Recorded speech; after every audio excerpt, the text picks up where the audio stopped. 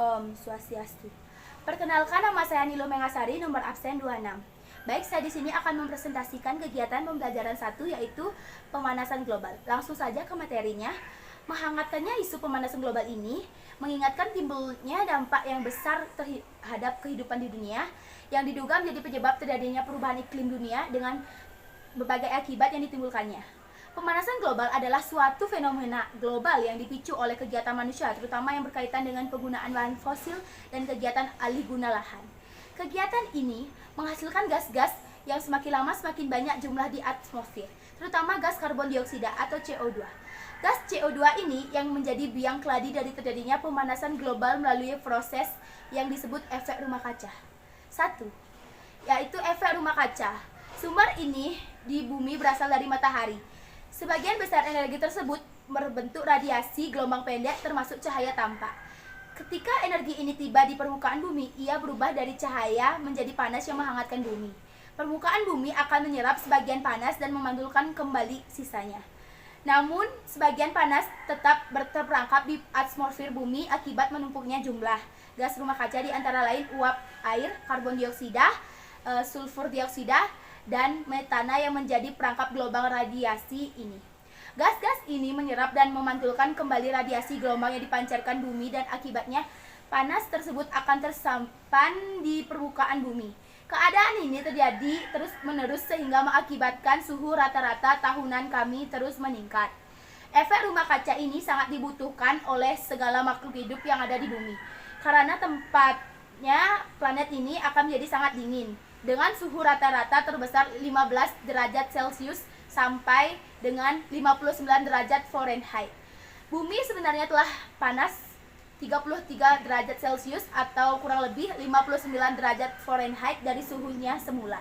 Jika tidak ada efek rumah kaca, bumi hanya minus 18 derajat Celcius, sehingga es akan menutup seluruh permukaan bumi. Akan tetapi sebaliknya, apabila gas-gas tersebut telah berlebihan di atmosfer akan mengakibatkan pemanasan global. Efek rumah kaca merupakan gambaran awal mengenai bagaimana dampak pemanasan global akan menimpa bumi dan segenap isinya. Lanjut saja, yang kedua, penyebaban pemanasan global. Pemanasan global atau global warming atau sekarang lebih dikenal sebagai perubahan iklim global atau climate change adalah pemanasan iklim bumi secara umum. Memanasnya bumi telah diobservasi peneliti sejak tahun 1950-an dan terus bertambah panas sejak itu. Selain bertambah panas dari tahun ke tahun, di beberapa wilayah bumi, sebagian besar perubahan iklim global atau climate change penyebab pemanasan global secara langsung berkaitan dengan efek rumah kaca. Berikut ini dijabarkan secara lebih detail mengenai penyebab-penyebab langsung maupun tidak langsung mengakibatkan pemanasan global, yaitu bertambahnya gas-gas rumah kaca di atmosfer menyebabkan terjadinya efek rumah kaca secara global seperti yang pertama, energi. Karena hampir sebagian besar pembangkit listrik di dunia menggunakan minyak bumi dan batu bara, maka tentu saja aspek ini berpengaruh sangat besar terhadap minyak bumi, batu bara, maka terhadap pemanasan global.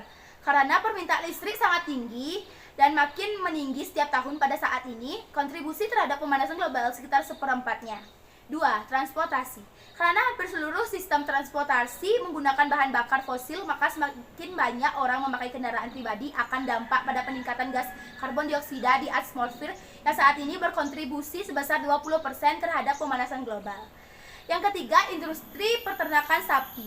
Industri peternakan sapi menghasilkan gas metana yang diproduksi oleh bakteri penguraian selulosa di perut sapi. Hampir setengah dari penyebab pemanasan global disebabkan oleh hal ini. Karena masih industri ini seluruh dunia karena mengkonsumsi susu dan daging sapi oleh manusia yang begitu besar. Yang keempat, industri pertanian.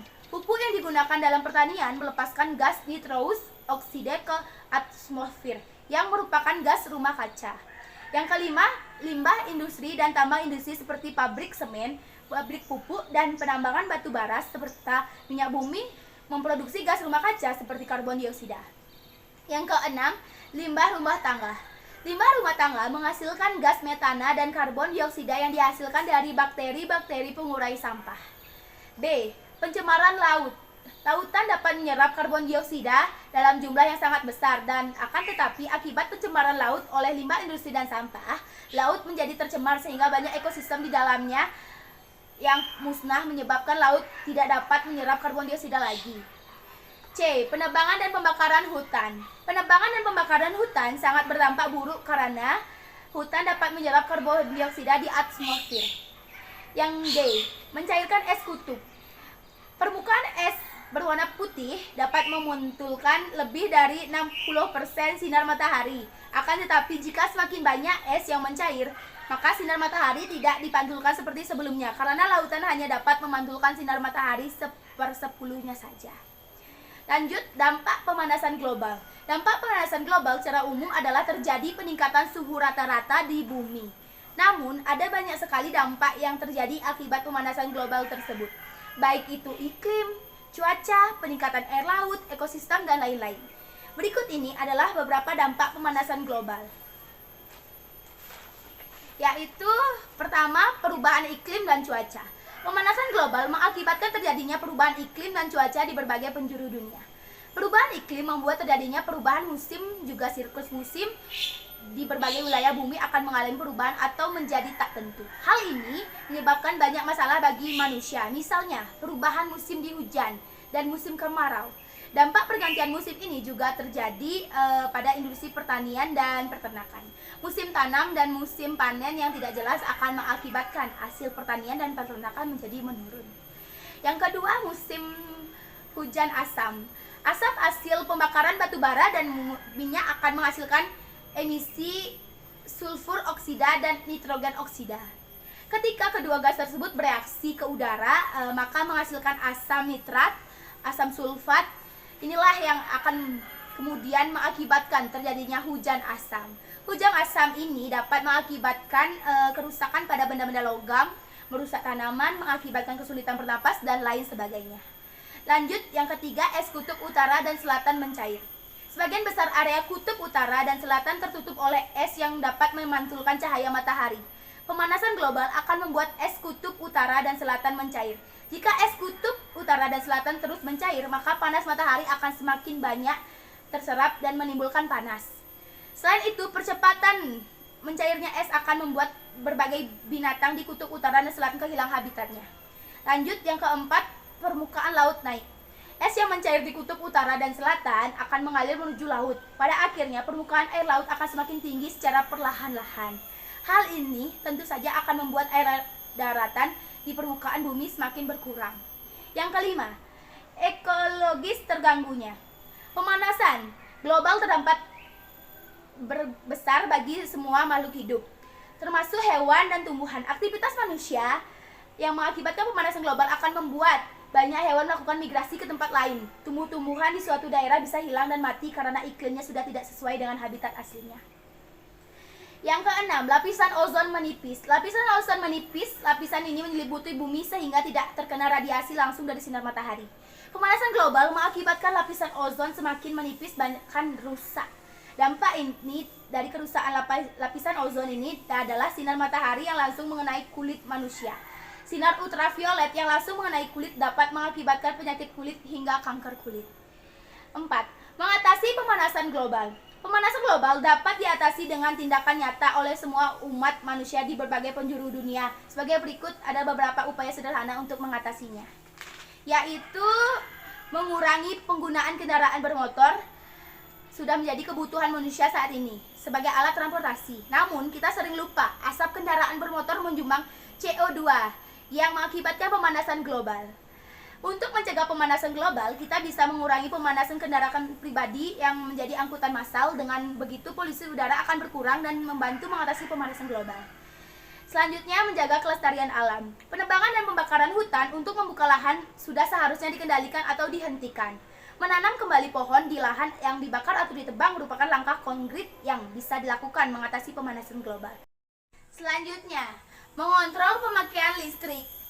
Penggunaan listrik yang berlebihan juga dapat menimbulkan pemanasan global. Selain membantu mengatasi pemanasan global, dengan mengontrol pemakaian listrik, maka kita akan lebih hemat energi dan hemat biaya.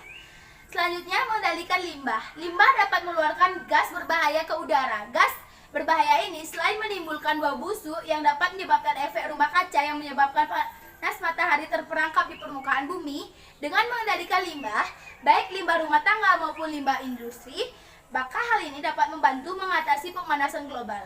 Selanjutnya, perjanjian internasional. Kerjasama internasional diperlukan untuk mensukseskan pengurangan gas-gas rumah kaca. Ada dua perjanjian internasional terkait untuk menghadapi masalah gas rumah kaca, yaitu Protokol Montreal dan Protokol Kyoto. 1. Perjanjian internasional yang pertama yaitu Protokol Montreal adalah suatu traktat internasional yang dirancang untuk melindungi lapisan ozon dengan meniadakan produksi sejumlah zat yang diyakini bertanggung jawab atas berkurangnya lapisan ozon. Traktat ini terbuka untuk ditandatangani pada 16 September 1987 dan berlaku sejak 1 Januari 1989. Protokol Montreal merupakan perjanjian antarbangsa yang dibentuk Perserikatan Bangsa-Bangsa atau PBB dan bertanggung jawab untuk menghentikan penggunaan zat berbahaya yaitu mengikis ozon seperti CFC dan HCFC. Sejauh ini 99 negara telah memulai dari total 197 negara. 2. Perjanjian internasional kedua yaitu Protokol Kyoto adalah sebuah amandemen terhadap Konvensi Rangka Kerja PBB tentang Iklim atau UNFCCC, sebuah persetujuan internasional tentang pemanasan global yang disepakati pada tahun 1997 di Jepang yang disepakati 160 negara. Negara-negara yang meratasi protokol ini berkomitmen untuk mengurangi emisi atau pengeluaran karbon dioksida dan limbah gas rumah kaca lainnya, atau bekerja sama dengan perdagangan emisi jika mereka menjaga jumlah atau menambah emisi gas-gas tersebut yang telah terkait dengan pemanasan global. Baik, sekian dari presentasi saya. Jika ada kekurangan materi atau salah kata, saya mohon maaf. Saya tutup dengan Pramo Santi. Om Santi Santi Santi.